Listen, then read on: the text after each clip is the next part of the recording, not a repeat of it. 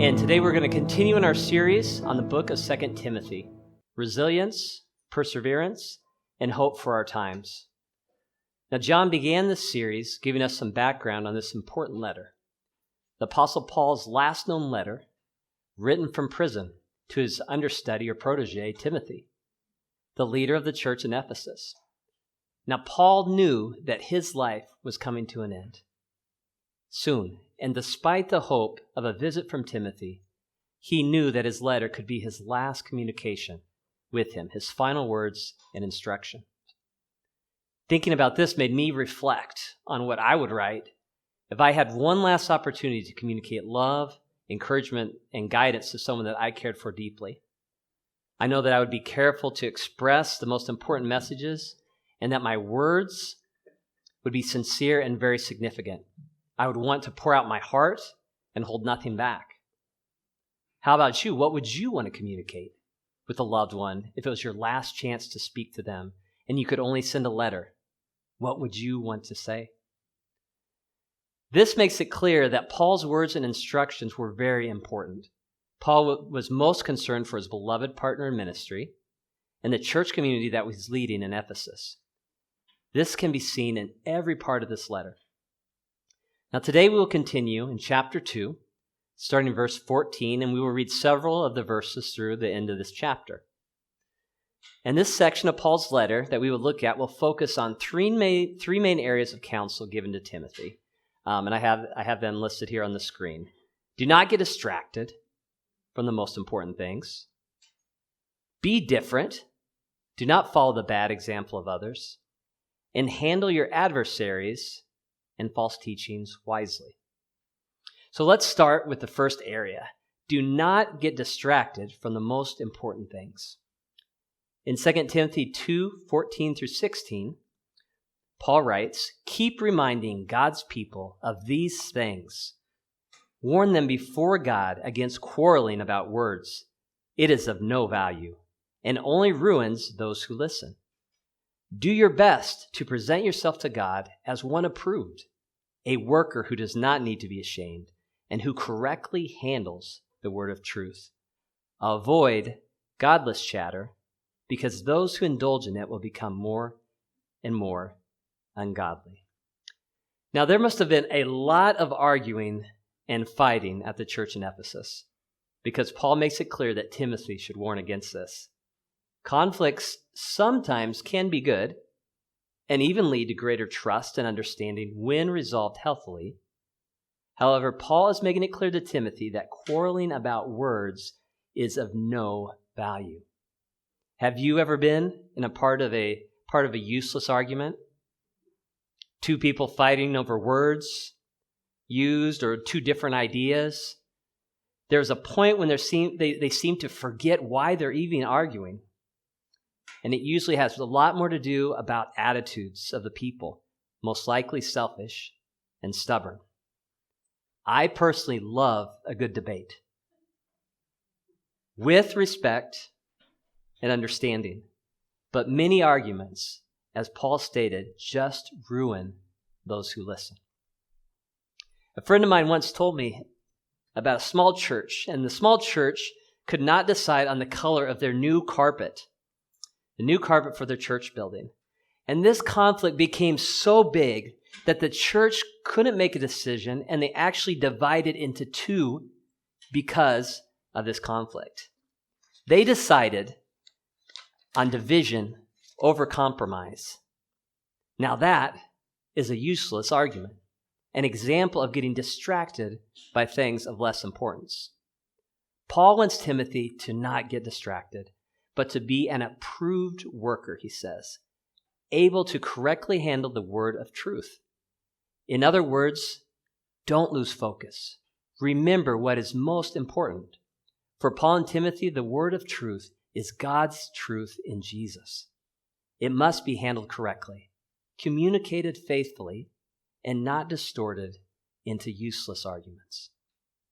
Paul is essentially telling Timothy, focus on the main things. I heard a Christian children's speaker once say, and he's quoting the author Stephen Covey. He says, the speaker said, the main thing is to keep the main thing, the main thing.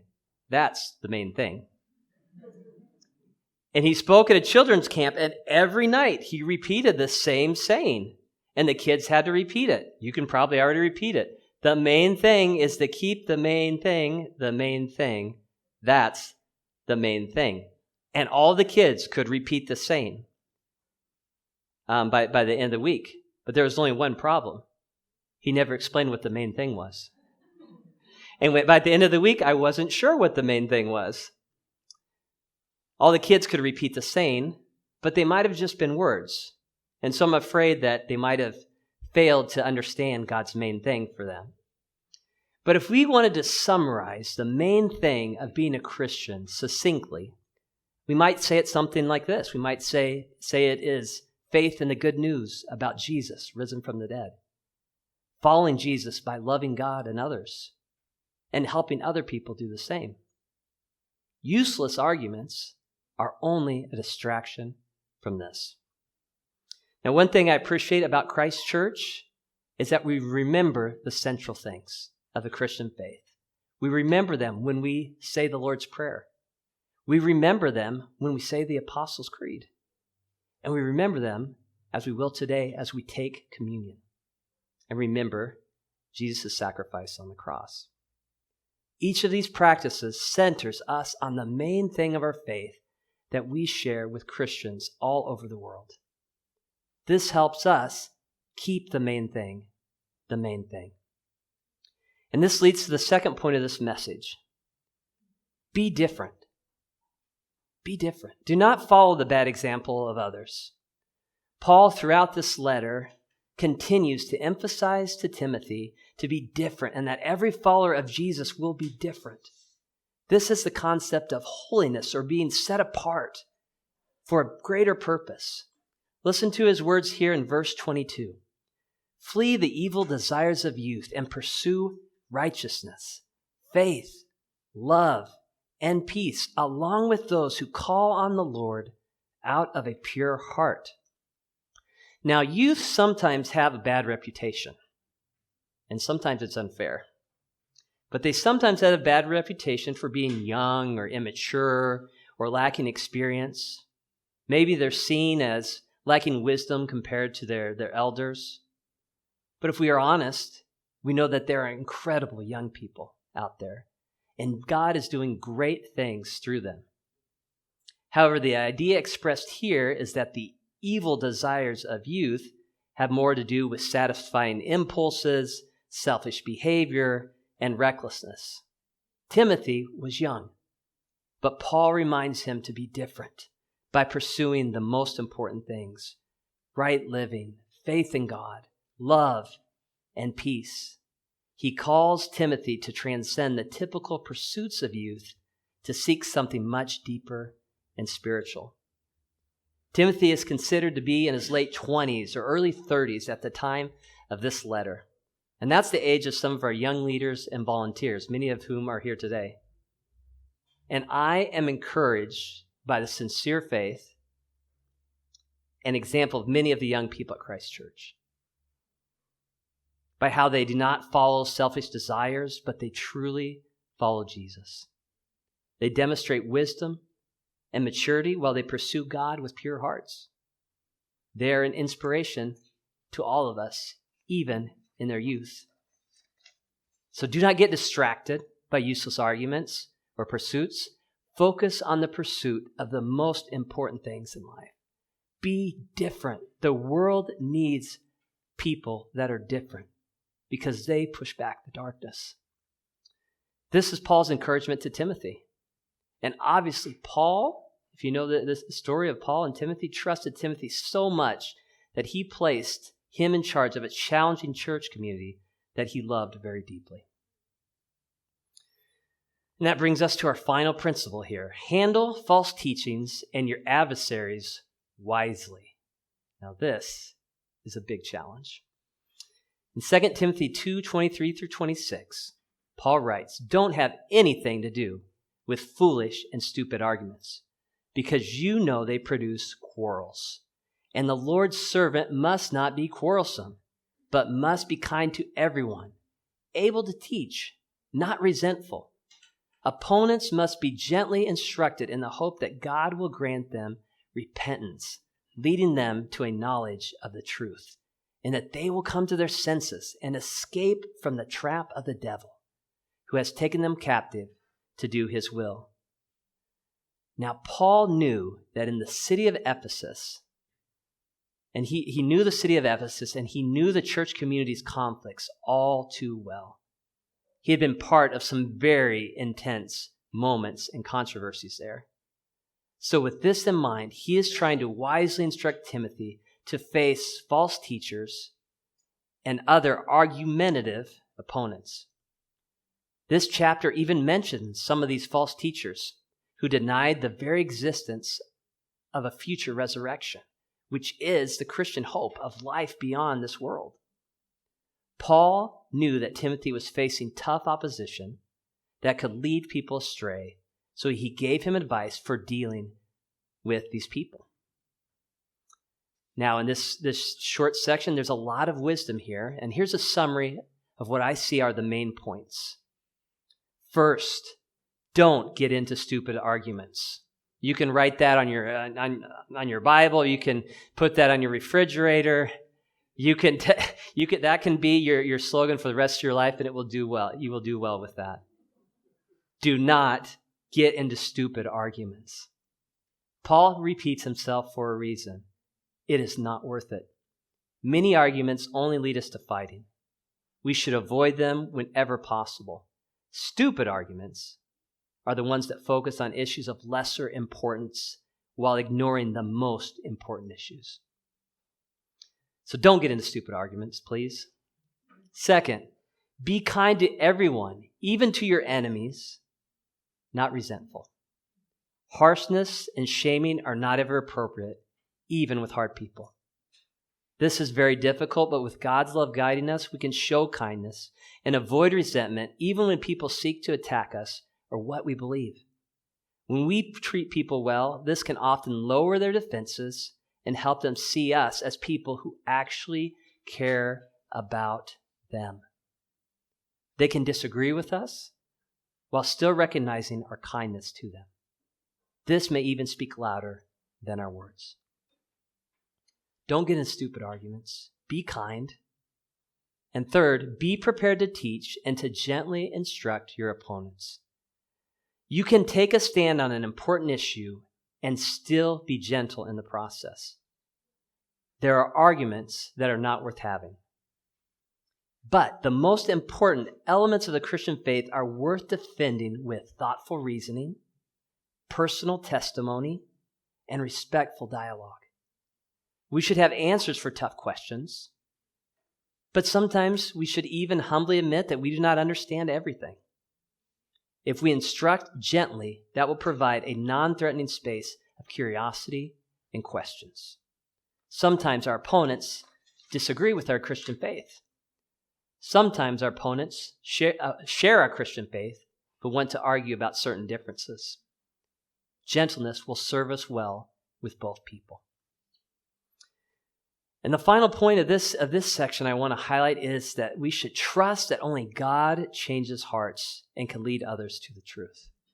Only God changes hearts and leads others to the truth. The secure person knows they're incapable of changing others, but trust that God can use them in the process.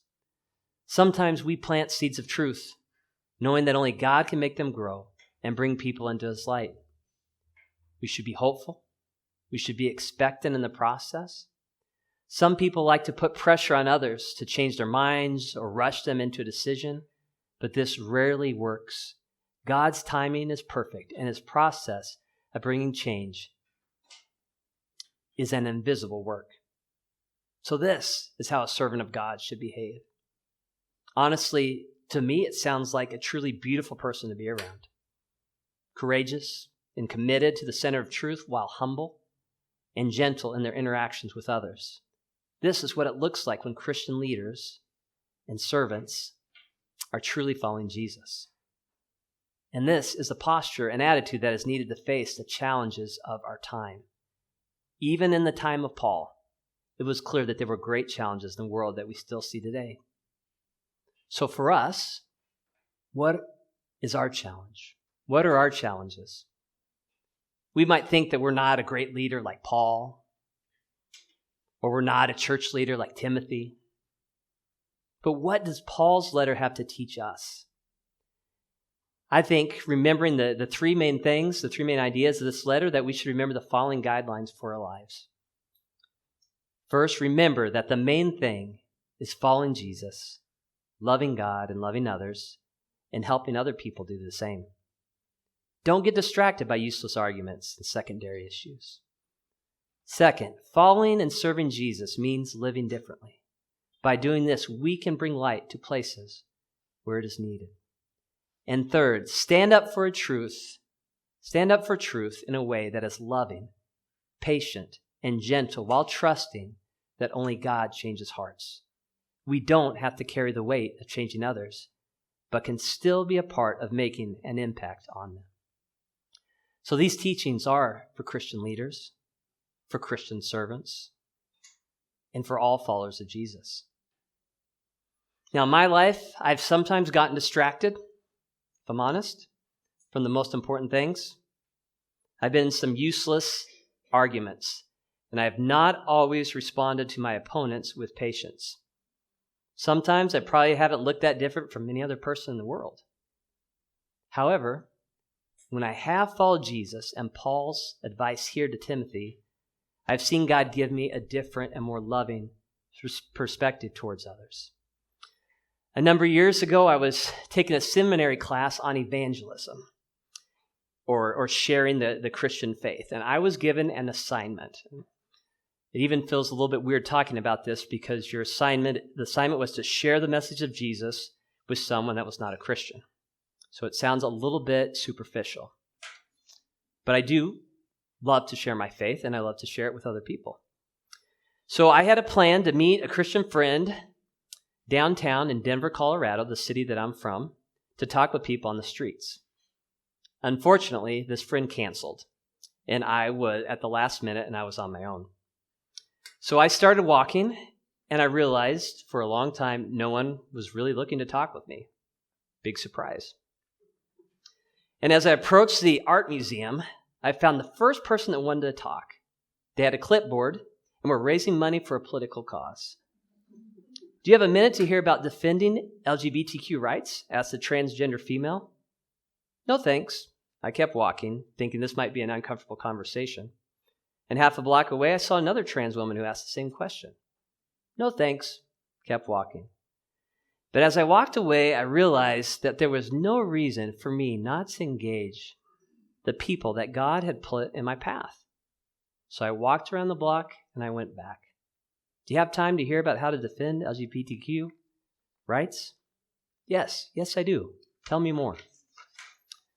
And so I had a conversation with Lily, and she spoke to me about her life, about the prejudice that she and others like her had faced, and how people calling themselves Christians had hurt them in many different ways. She made some very good points, and it was helpful for me to hear her story and understand her perspective. It was new to me. And I was able to share that the Jesus that I know is very different from the one represented by people full of hate and bigotry. And I just simply shared my faith. And we had a very good, positive conversation. And at one point, Lily commented, and she said, you know, it's been a long time since I've talked to anyone about spiritual things. And I hope in that conversation, I hope that God's love was communicated clearly through our interaction. And as I was ending this conversation, talking with her, the other trans woman that was on the other part of the block came over, and all three of us were talking together. And it was such a weird moment because during this conversation, two young men rode up on bicycles. And they looked like they'd just come out of the 19th century with their out-of-date clothing, their pants, and their shirts, suspenders, and hats. And they got off their bikes, and they stood about 10 feet away, and they pulled out old Christian hymn books and began to sing hymns out loud. And I thought, well, this is a little bit strange. what are these guys all about? So when my conversation was over with Lily, I approached them and asked what they were doing. And they were part of a religious community, I believe, some kind of sect that might have been, in my opinion, legalistic and maybe strange. However, I listened to them talk about their lives. I shared some of what I believe, and we had a positive conversation. They were friendly, and they were open. These are not my normal conversations on weekends. It was unusual, but it reminded me of a couple things. First, never judge people by your initial reactions. All people want to be heard, known, and understood. Second, we do not need to impose our beliefs on others. This only leads to arguing and distrust. Third, when we listen, it helps to find common ground first. And that allows us to share what we believe in an atmosphere of trust and respect. God is in the business of changing hearts, not us. And maybe my heart was the one that most needed to be changed on that night. So we should never stop loving people. That we can be different in a way that honors Jesus and invites others into his light. Like Paul and Timothy, you and me, we are called to this as followers of Jesus. So let's keep these things in mind as we prepare to take communion together and to remember the most important things.